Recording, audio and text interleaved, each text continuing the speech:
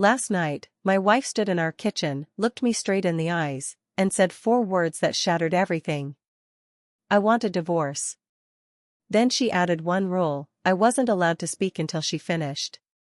The moment began like any other quiet evening, the kind that usually passed without much thought. The kitchen lights cast a warm glow over the marble counter, and the soft hum of the refrigerator filled the small silences that lived between ordinary sounds. I remember the faint smell of coffee lingering in the air from earlier, mixed with the gentle scent of the lemon soap she always used when washing dishes. But something felt different. My wife was standing near the kitchen counter, perfectly still. Not cooking, not checking her phone, not moving the way she usually did when dinner time approached. She simply stood there, facing the window above the sink. Her hands rested lightly on the edge of the counter, fingers curled slightly against the smooth surface as if she needed something solid to hold on to. At first, I thought she was just tired. She had that quiet stillness about her, the kind that comes after a long day when a person is gathering their thoughts. The kitchen clock ticked softly on the wall, each second sounding louder than it should have. I leaned against the doorway, watching her. The yellow kitchen light traced the outline of her shoulders, the gentle curve of her posture, the strands of dark hair falling over one side of her face. There was something graceful about the way she carried herself, even in silence. At 42, she had a kind of confidence that didn't need to be loud. It was calm, steady, the kind that made people listen when she spoke. But tonight, she hadn't said a word. "Everything okay?" I finally asked. My voice sounded strangely small in the quiet room. She didn't answer right away. Instead, she slowly turned around. Her eyes met mine, and in that moment something inside my chest tightened. Not because she looked angry, or upset. Because she looked calm. Too calm. Her fingers slid away from the counter as she faced me fully. For a brief second, I noticed how her hands trembled slightly before she folded them together, almost like she was steadying herself. Then she spoke. "I want a divorce." 4 simple words. And somehow they seemed to echo through the entire kitchen. For a moment, I honestly thought I had misunderstood her. My mind searched for some other meaning, some explanation that made more sense than the one I had just heard. But her expression didn't change. She wasn't shouting. She wasn't crying. She was simply standing there, looking at me with a quiet seriousness that made my stomach drop. My instinct was to respond immediately. 100 questions rushed into my head at once. Why? What happened? Did I do something wrong? But before I could say a single word, she lifted her hand gently. Not in anger. Just enough to stop me. Her voice softened, but there was a firmness in it that told me she had practiced these words many times before. Please, let me finish first. She took a slow breath, her eyes briefly lowering to the counter before returning to mine. There's something I need to say, she continued quietly. And if you interrupt me, I might not have the courage to say it at all. The kitchen fell silent again. I could hear the ticking clock, the hum of the refrigerator, the faint sound of a car passing somewhere outside. And suddenly, speaking felt impossible. So I stayed where I was. Waiting. Because whatever was coming next, was clearly something she had been holding inside for a very long time. For a few seconds after her words settled into the room, neither of us moved. The kitchen felt smaller somehow, like the air had thickened around us. I stayed where I was near the doorway, my hands resting against the back of a chair, gripping it a little tighter than I realized. Every instinct in me wanted to speak, to ask questions, to argue, to fix whatever had just broken between us. But she had asked me not to. And something in her voice told me that this mattered. She turned slightly toward the counter again, not fully facing away from me, but enough that her eyes drifted down to the coffee mug sitting near the sink. It was the one she used almost every evening, white with a small crack near the handle. Her fingers reached for it absent-mindedly, tracing the rim slowly as if she needed something to focus on. I didn't say that to hurt you, she began quietly. Her voice was steady, but softer now, like she was choosing each word carefully before letting it leave her mouth. I know it probably sounded sudden, she continued. But it hasn't been sudden for me. The ticking of the clock filled the pause that followed. I'd been thinking about it for months. Months. The word echoed in my head. I tried to replay every recent memory, every conversation, every quiet moment at dinner, every small smile she had given me. Had there been signs I missed? She took a slow breath and rested both hands on the counter again. I asked you not to interrupt because if you do, I'll start doubting myself, she said gently. And if I doubt myself, I might stop talking. And if I stop talking, none of this will make sense. Her shoulders lifted slightly as she inhaled, then lowered again as she exhaled. For the first time since the conversation began, she looked vulnerable. Not weak, never that. But exposed, like someone finally opening a door they had kept locked for a long time. It's not that I don't love you, she said quietly. That sentence landed heavier than the word divorce had. Because the way she said it made it sound like love was the very reason we were standing here now. Her fingers tightened slightly around the edge of the counter. I love you more than I expected to, she admitted, her voice barely above a whisper. Maybe more than I should have. The kitchen light caught the faint shimmer of moisture in her eyes, though she didn't let the tears fall. She glanced toward the window again before continuing. When we first met, I told myself it was just something simple, she said. Two people who liked each other. Nothing complicated. A small, almost sad smile appeared on her lips. But the world doesn't see it that way. I knew what she meant before she even said it. She brushed a loose strand of hair behind her ear, a nervous habit I had seen 100 times before. People notice the difference, she continued. They always do. Her voice remained calm, but there was a quiet weight behind it now. The way they look at us sometimes, the little jokes, the comments they think are harmless. Her fingers paused on the mug. At first, I told myself it didn't matter, she said. Then she finally looked back at me. But after a while, it started to feel like maybe they were seeing something I was trying to ignore. Her gaze softened, almost apologetic. Like maybe I was standing in the way of a life you're supposed to have. The words hung between us.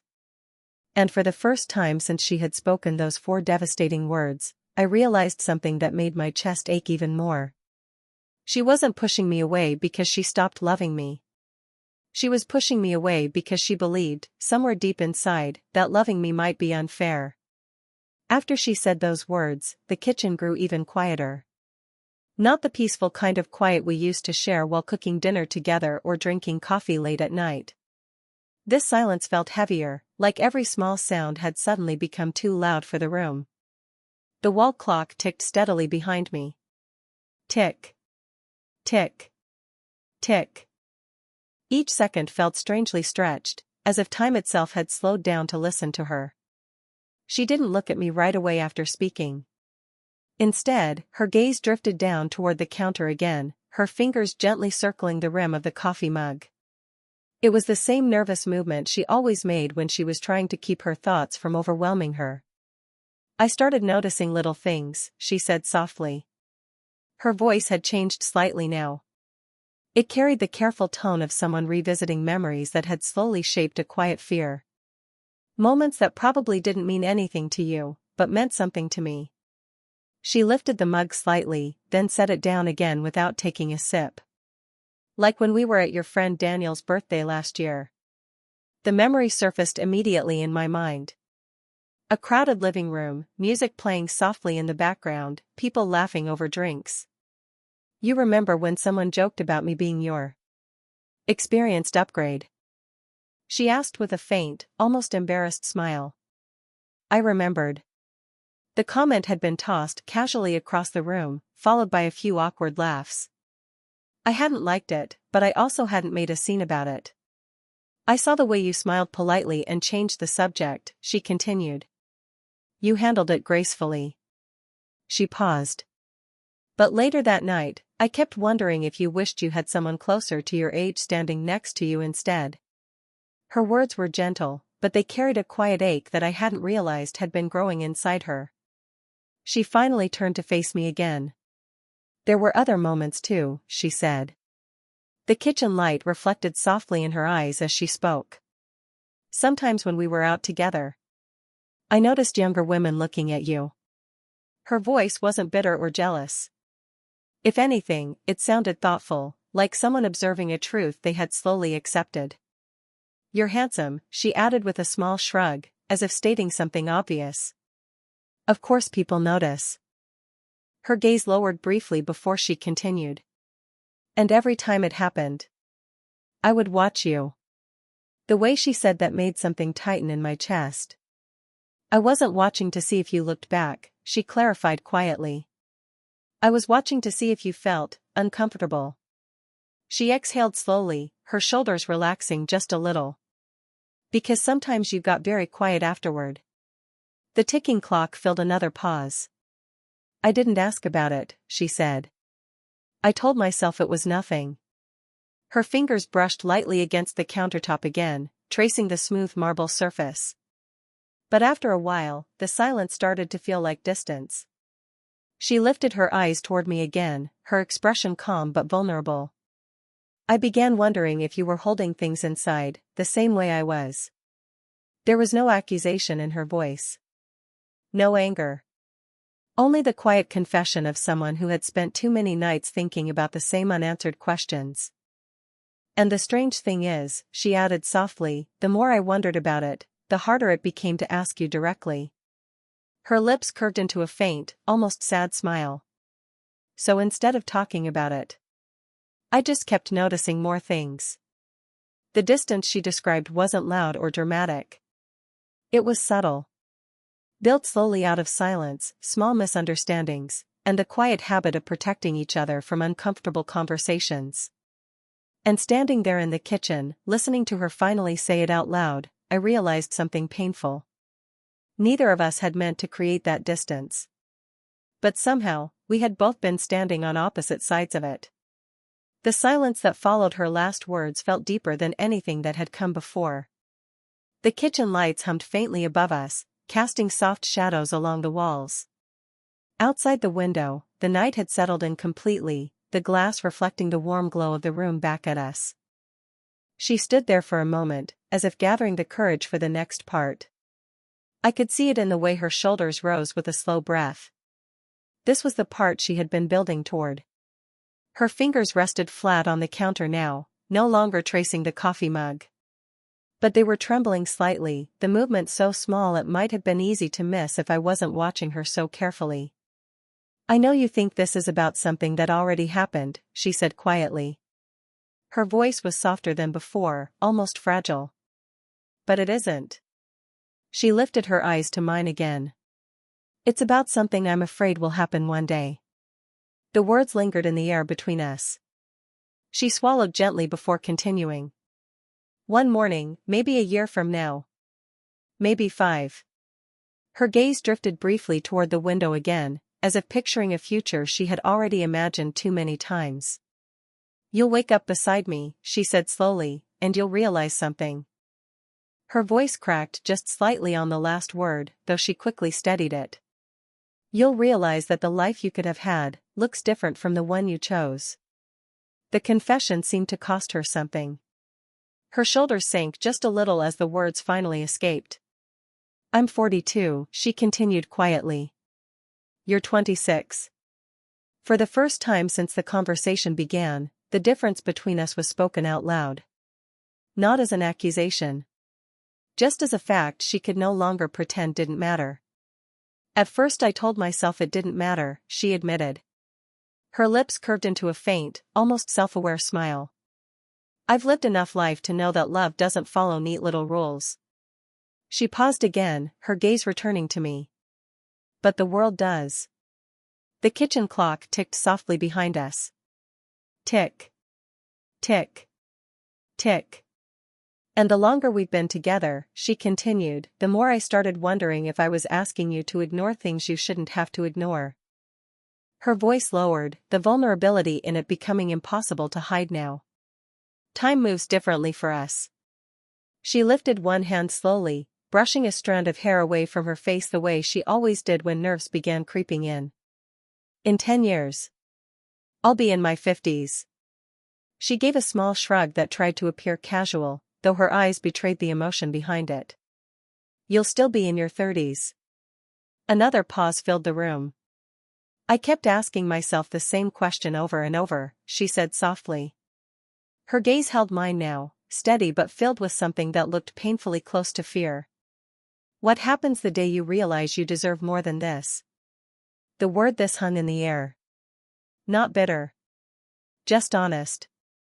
She looked down at the counter again, blinking slowly as if holding back the tears that were finally threatening to appear. And the truth is, she whispered, I don't think I could survive waiting for that day. Her fingers curled slightly against the cool marble surface. So I thought, she inhaled slowly, her chest rising before she finished the thought she had clearly rehearsed many times alone. Maybe it would hurt less if I was the one who left first. The sentence landed softly in the room. Not dramatic. Not angry. Just the quiet confession of a woman who loved deeply enough to fear losing it. And standing there, listening to her say it, I realized something that made the entire situation feel even heavier. She hadn't asked for a divorce because she stopped loving me. She had asked for it because she believed loving me meant eventually letting me go.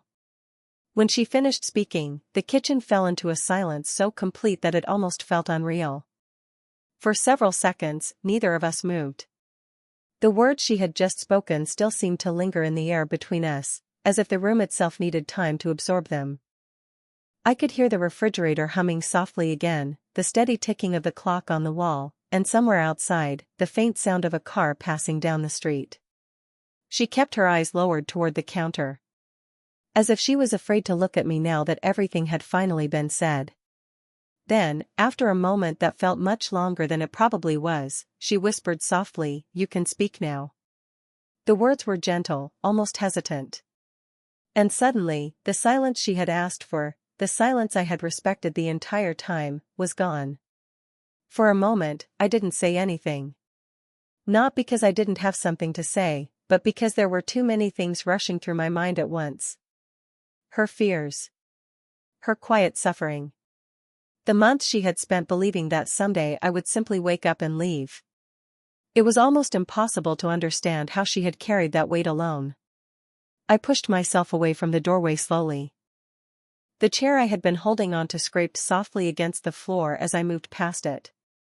Each step toward her felt careful, deliberate, like I was approaching something fragile that could break if I moved too quickly. She finally lifted her eyes as I came closer. There was uncertainty in them now. Vulnerability. The kind that only appears when someone has exposed their deepest fears and is waiting to see how the other person will respond. I stopped just a few feet away from her. For a second, neither of us spoke. Then I reached forward. Not suddenly, not forcefully. Just a slow, gentle movement as my hands found hers resting on the cool marble counter. Her fingers were colder than I expected. When I wrapped my hands around them, she looked slightly surprised but didn't pull away. Instead, her grip tightened almost instinctively, like someone who had been holding themselves together for too long. You really believe that? I asked quietly. My voice came out softer than I expected. That one day I'm just going to wake up and decide I made the wrong choice. She didn't answer right away. But the way her eyes flickered downward told me that, yes, she had believed exactly that. I exhaled slowly. For a moment, I simply looked at her. At the woman standing in front of me. The woman who had loved me deeply enough to prepare herself for losing me.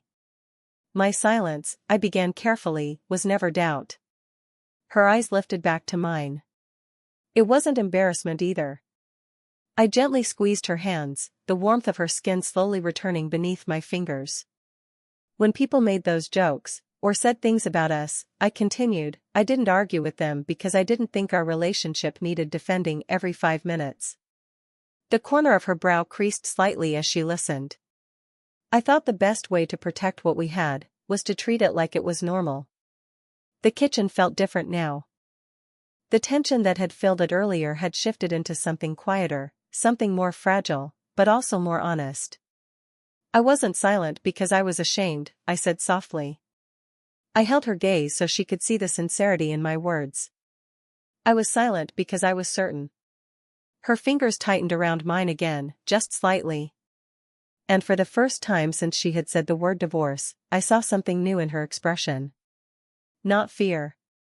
Hope. Small, cautious, but real. For a moment after I spoke, she didn't say anything.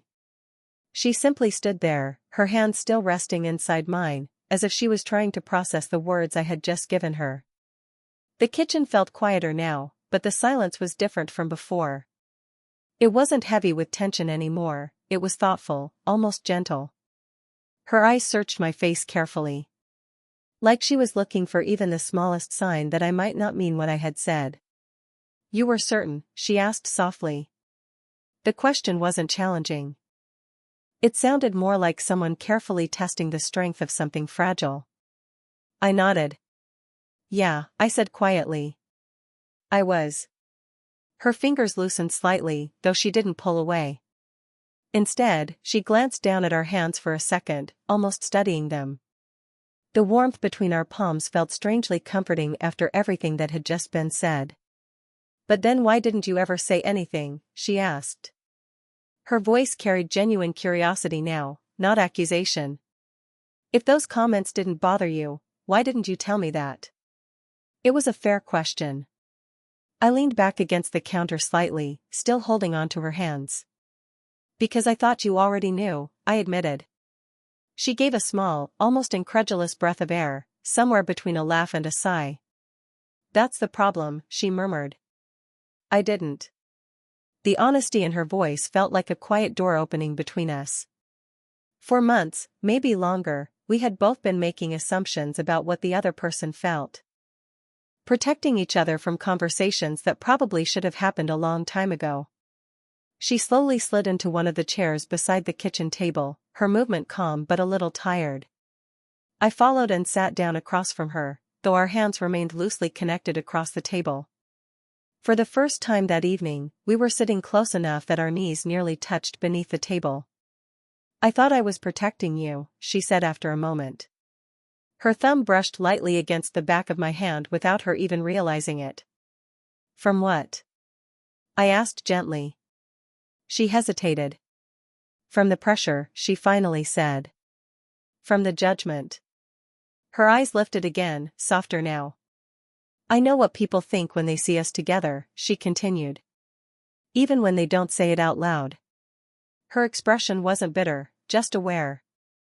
They think I'm stealing years from your life. The sentence landed quietly between us. I shook my head slightly, but she raised her other hand, stopping me before I could interrupt. I know you don't see it that way, she said. But sometimes I started wondering if maybe you just didn't want to hurt me by saying it. The vulnerability in her voice made something tighten in my chest again. You've spent your whole life learning how to take care of other people's feelings, I said softly. Her lips curved into a faint, knowing smile. That obvious? Very. For a second, the tension between us eased just enough that we both breathed a little easier. The warmth of the kitchen lights, the quiet closeness of the small table, the gentle way our hands remained intertwined, it all felt strangely intimate after the emotional storm we had just walked through. She leaned back slightly in her chair, her shoulders relaxing for the first time that evening. Then, without really thinking about it, she shifted closer and rested her head lightly against my shoulder. The movement was small. Familiar. Something she used to do often when we sat together late at night. I felt the soft weight of her head against me, the faint scent of her shampoo, the quiet rhythm of her breathing slowly steadying. My hand lifted instinctively, brushing gently through her hair and tucking a loose strand behind her ear. Neither of us spoke for a moment. But somehow, the silence no longer felt like distance. It felt like understanding. For a while, neither of us moved. She remained leaning gently against my shoulder, her head resting there the way it used to on quiet evenings when we sat together after long days.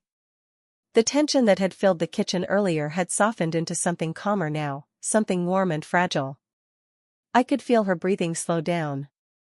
The steady rhythm of it rose and fell lightly against my arm, and for the first time that night, the room didn't feel like it was holding its breath anymore. Outside the window, the world had gone completely dark. The glass reflected the soft kitchen light, turning the room into a small, glowing space that felt separate from everything else. For a moment, it was just the two of us again. The way it had always been. She shifted slightly, lifting her head from my shoulder. But she didn't move far. Our chairs were still close enough that our arms brushed gently together as she looked up at me. Her eyes looked clearer now, though there was still a quiet vulnerability in them. "I spent so much time preparing myself to lose you," she said softly. Her voice carried a small hint of disbelief, like she was only now realizing how heavy that preparation had been. "I thought if I walked away first, it would make the fall easier." Her fingers reached for my hand again, this time more naturally than before. They slid into mine with a familiarity that made my chest tighten in the best possible way. "But listening to you tonight," she continued quietly, "I think I might have been fighting a battle that only existed in my own head." I squeezed her hand gently. "We both were," I admitted. She let out a small breath of air, almost a laugh. "Two people trying to protect each other from imaginary problems. Sounds about right." The quiet humor in the moment felt like sunlight breaking through heavy clouds.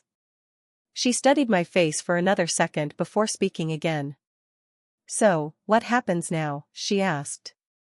The question wasn't fearful anymore. It sounded open, curious, like she was allowing herself to imagine a future again. I looked around the kitchen for a moment. The same place where the night had started with the word divorce hanging in the air like a storm cloud. Now the room felt completely different. Warmer. Safer. "I think," I said slowly, "we stop letting other people's opinions write the story of our relationship." She watched me carefully. "And if those fears come back?" she asked. "They probably will," I said honestly. "But next time, we talk about them instead of carrying them alone." For a moment, she simply nodded. Then she stood up. I followed a second later, and suddenly we were standing in the middle of the kitchen again, the same place where she had first said those 4 words that stopped time. But now the space between us felt smaller. She stepped closer, her arms slowly wrapping around my waist. The movement was gentle, almost hesitant at first. Then her embrace tightened slightly, and I felt her relax against me as if something inside her had finally let go. My arm slipped around her shoulders in return, pulling her a little closer. Her head rested just beneath my chin, and I could feel the warmth of her cheek against my chest. For a long moment, we stayed like that.